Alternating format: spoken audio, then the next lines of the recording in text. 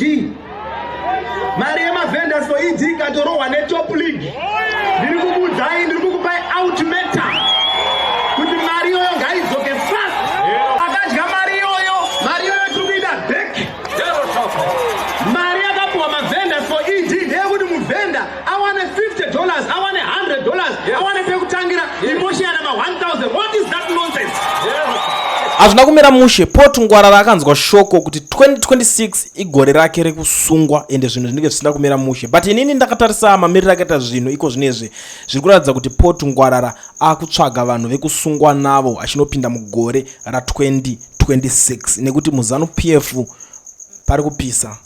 Zvigananda zvichamhanya, zvigananda zvichabhilivha, zvakawanda zvichaitika. Muri yeZimbabwe yamakateerera kudai so panguva dzino ndo channel yenyu inonzi Kulian TV patinokupai ma-updates nhau nezvinhu zvakasiyana siyana zvinenge zvichiitika munyika yekwedu. Kana uchinge watosvika panapo waona ndauya kudai so ndiri in a good mood, zvakakosha kutanga nekulike this video tichipinda munyaya dzese dziripo tigoonesana kuti chii chichazoitika ende zvinopera sei. Ini nangu ndagara ndataura kuti 2026 igore risina kumira zvakanaka. Toda kuti tuonesane zvese zvichange zvichizoitika mugore ra2026. But now digedza timboonesana. Christopher Mutsvangwa is now jealous nema-members emuZANU-PF, ma-new Central Committee members avo aakupinza fear achivaudza kuti zvoni kupinda kwamuri kuita muCentral Committee haisiriro tiketi rekuratidza kuti zvoni imimi muchaita ma-presidential candidates. Ndiwo shoko riri kufambiswa naChristopher Mutsvangwa iko zvinezvi. Ari kutaura zvinhu zvake zvemupati,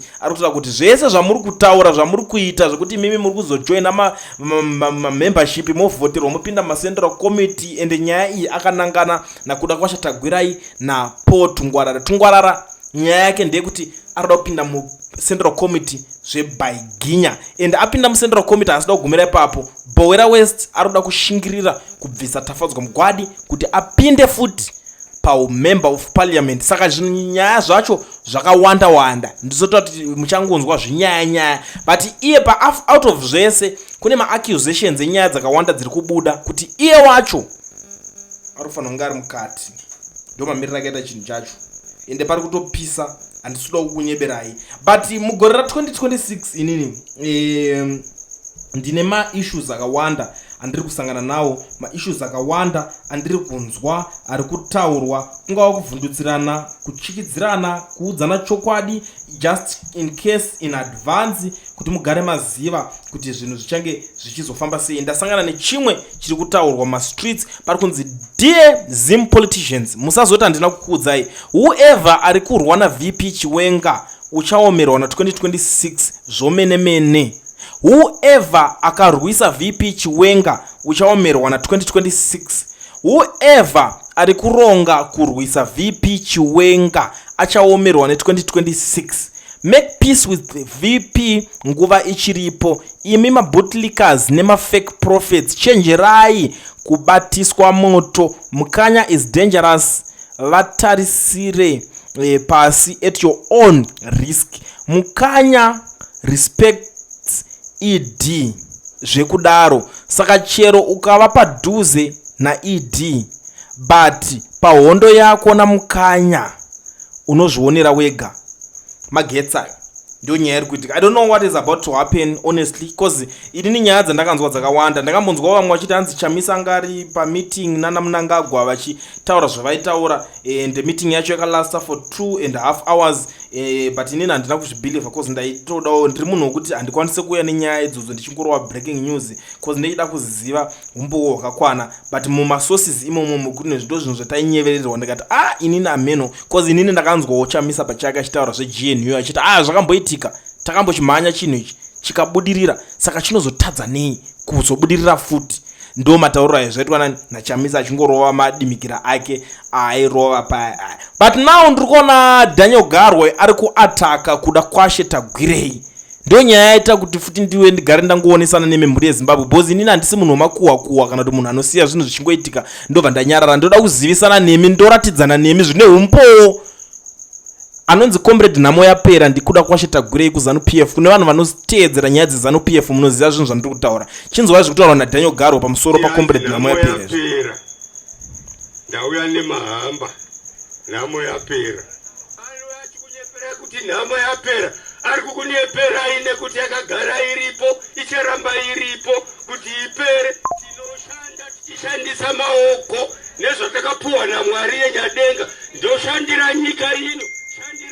chokwadi chingoripo ndechekuti vanhu vese vamuri kuona vari muZANU-PF vakaudzwa vari kunzwa makunhwa ekutadza kunzwisisa manje kunzwa kuti vari kunzwa kuti Mnangagwa padhuze kuda kusiya chigaro, saka ivo vari kuvhiringidzika kuti saka Mnangagwa arikuda kusiya tozosara tina nani. Saka vanhu vakutotsvaga timu yavo yavanoshanda nawo. That's why muri kuona kuti Mutsvangwa atori in panic mode, because izvezvi tikada kumisa kuti Mutsvangwa apa, kuda kwacho Tagwirei apa, Tungwarara apa, VP Chiwenga apa, tovaisa vese muresi toti votai tione wamuri kuda kuti aite president wenyu. Ndikutaura nyaya dzemuZANU-PF imomo.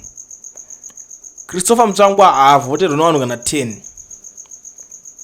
Izvi zvinhu zvandiri kutotaura zvandinozvinzwisisa zvandinoziva. Why? If you guys still remember, Mutsvangwa akanga mbori chairman wemawar veteran, akadyiwa ngehamena meno. Saka Mutsvangwa hakuna munhu anotomboda kana kumuvhotera. That's why he is busy fighting among macomrades ake. Handiti mukuzviona.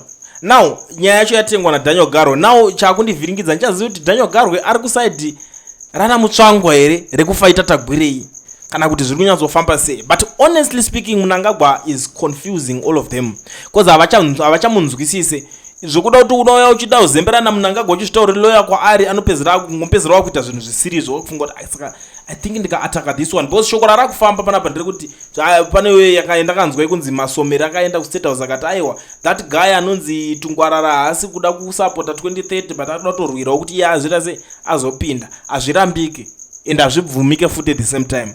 Dzingoriwo nyaya dzinenge dzichitenderera, but ini ndakamutarisa hangu ndonotadza kumurambirawo, but ameno kana iwo uchimubvumira nyaya dzacho idzodzo. Saka same statement iro riri kutenderera, vanhu vakasvika pakutoti saka even Tagwirei atichamutrust, because Tagwirei izvezvo aane zvese. Mukateerera maspeech aTagwirei ese anenge achitaura kuti kana une mari unorwirwa, we have everything, we have money, so we have army inenge iri patiri yakatijegera because isusu tine mari. You get it?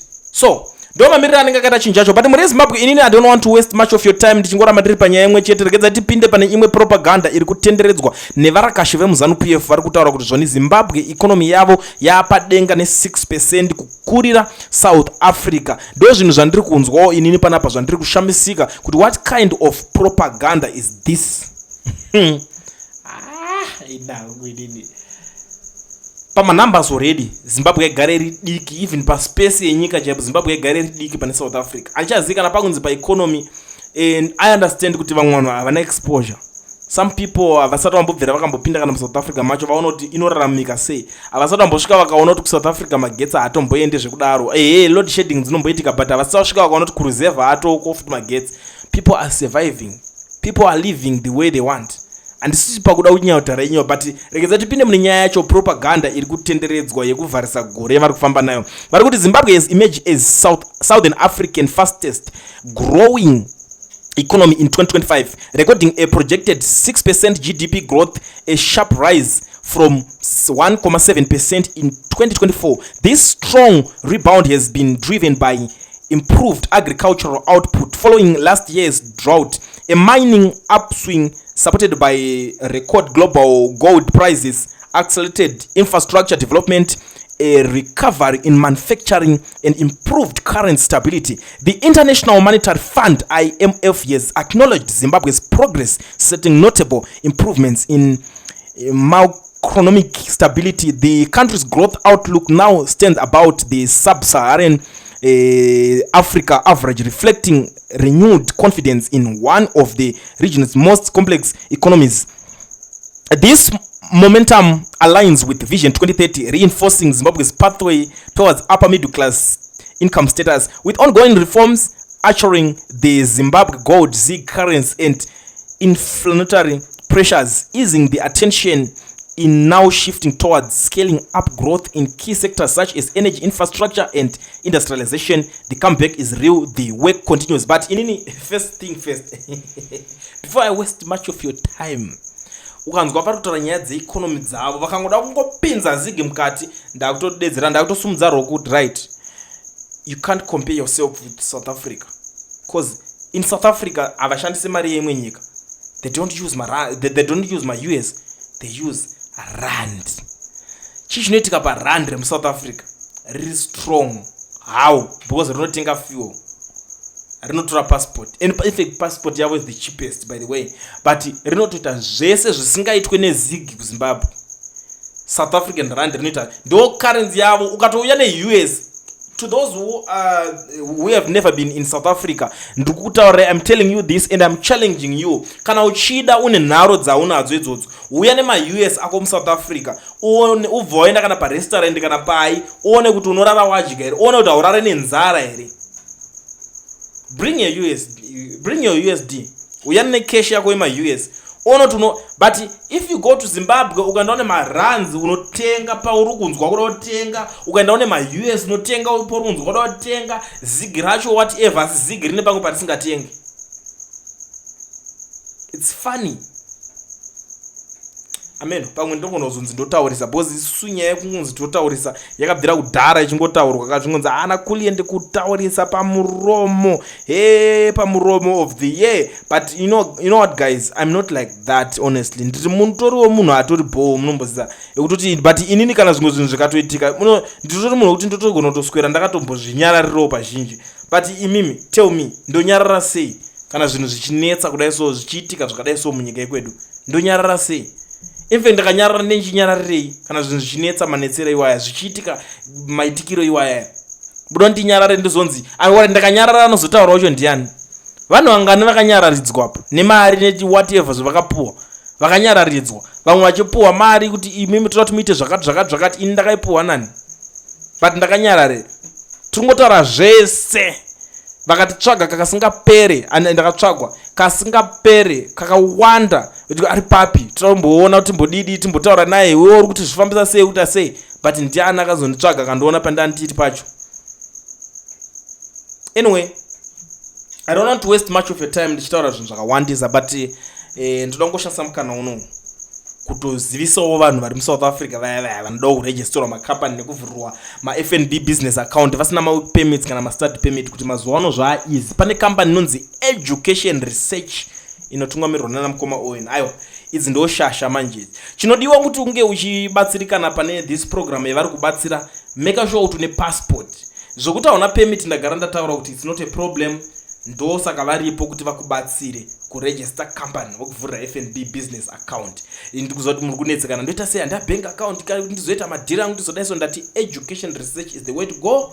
Ubva watoswera wane chi FNB business account. So contact them on the numbers that are showing on the screen.